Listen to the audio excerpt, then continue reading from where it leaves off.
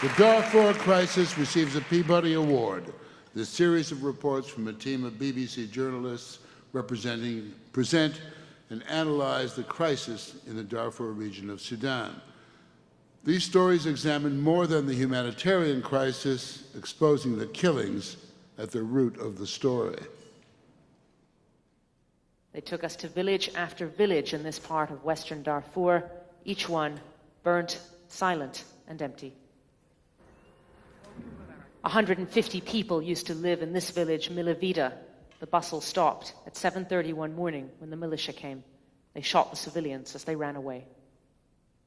More than 70 people have been killed just in the area that we've traveled through over the last few hours. And in some villages here in Darfur, half the population has been wiped out. The ethnic cleansing here isn't just about driving people from their homes. We've heard testimony of massacres carried out systematically like executions. Here to accept the Peabody Award is BBC Africa correspondent Hilary Andersson.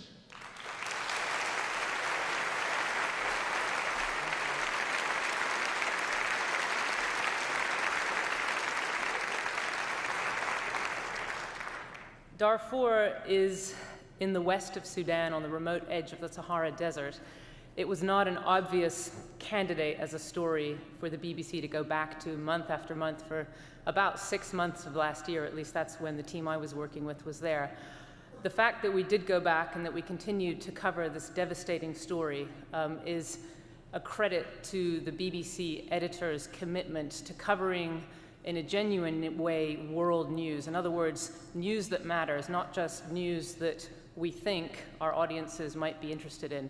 When we began traveling to Darfur, we started hearing whispers of the word genocide, and eventually I went back with the team here, Fred Scott and Darren Kemp, to do a documentary on the question of genocide, and we looked in detail at the 1948 convention and how that related to what was actually happening in the country. As it turned out, definitions don't necessarily matter, but our documentary did reflect the world that we live in, which is a world in which genocides can take place with very little international action. I'd like to thank everyone who was involved in this tremendously difficult year of coverage, and I'd like to thank the Peabody board members very deeply for honoring the BBC today. Thank you.